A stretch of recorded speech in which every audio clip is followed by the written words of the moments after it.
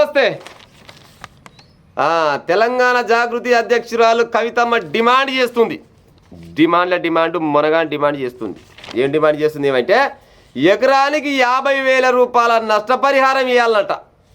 బా నీ కడుపు చల్లగా ఉండ అక్క, నీ డిమాండ్లు మాత్రం మామూలుగా ఉన్నాయి.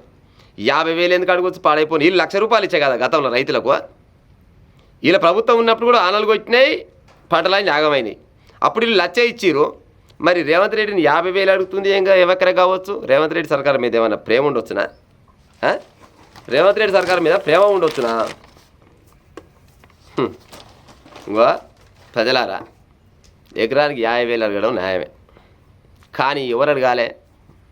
గతంలో సాయం చేసిన వాళ్ళు చెప్తే చక్కదనం. గతంలో మొత్తం సర్వనాశనం చేసిపోయిన వాళ్ళు గీయాల పత్తిత్తు మాటలు చెప్తే ఓడనని నమ్ముతుండొచ్చునా? మేము అధికారం ఎట్టాగు లేం కదా. మా అయ్య లేడు, మా అన్న లేడు, నేను లేడు, నా బావ లేడు, అవతల మీద గుండా లేదామని 50,000 రూపాయల నష్టపరిహారం అడుగుతుంది రైతుల కోసం. రైతుల మీద ప్రేమ గల్ల ఆమె. రైతుల మీద ప్రేమతోటి రైతులు నష్టపోయారని ఏం ధర్నాలు చేసింది అనుకుంటున్నాం. మేమే రస్తా రోకాలు, ధర్నాలు, నిరాహార దీక్షలు మామూలు చేతకం చేయదు ఈమె. మరి మీ అయ్య ఎన్ని రూపాయలు ఇచ్చిపోయాడమ్మా?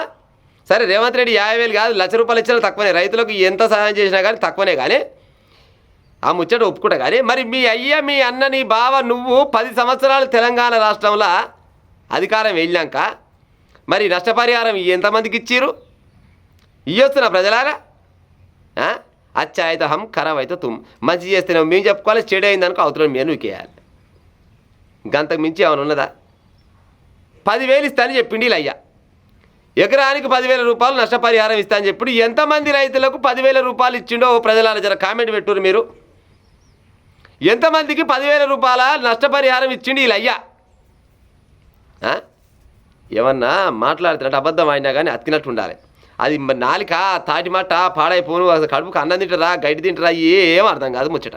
కాకపోతే రైతుల మీద ప్రేమ ఉందన్నట్టు ఒలకపోస్తూ ఉంటుంది. నీ ప్రేమ నాశనం అయిపోను. రైతుల మీద ప్రేమ ఉంటే పోవాలి, పోయి అంబేద్కర్ విగ్రహ దగ్గరలో లేకపోతే అసెంబ్లీ ముందల్లో అన్నో ఇన్నో కూర్చోవాలి, ధర్నా చేయాలి.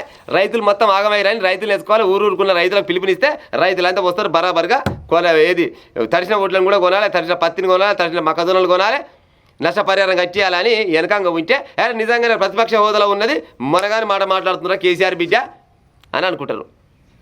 మరి ఏది మీ అయ్య పోయి పామదులకి వెళ్ళాడు, మీ అన్ననేమో జూబ్లీస్ పుల్లి బిజీ అయిపోయిండు, నువ్వేమో ఈ మాటలు మాట్లాడుకుంటూ ఉంటివి. ఎట నమ్మి పాడవుతారా నాయన మిమ్మల్ని? ఎట నమ్ముతారు చెప్పురి? మీరు ఎన్ని పాయలు ఇచ్చి రాయాలా? ఇవాళ రేవంత్ రెడ్డిని అడుగుతున్నావు ఓకే, మరి ఆయన కూడా మరి మేము ఆయన ఓ 1,00,000 ఇచ్చినాం. సరే నీ ముఖం బాగలేదు కాబట్టి నీకు అప్పు పుట్టగా అయితే లేదు. మయ్యకి ఏడపోయినా కానీ లక్షల కోట్ల రూపాయలు వచ్చినాయి అప్పు. నీ ముఖం చూస్తే రేవంత్ రెడ్డి ఏడవడు చేతిలో పోసేకాలం లేదు, మాకు మంచిగా పూసి రాకాలన్నా నువ్వు తక్కువ సమయ. కానీ మేము 1,00,000 ఇచ్చినాం, మీరు ఒక 50 అంటే అది లెక్క. అవునా కాదా ప్రజలారా? ముచ్చట చెప్పుతందుకు ఏక నెంబర్ తలుతారు వీళ్ళు. 50,000 రూపాయలు నష్టపరిహారం అడిగినావు.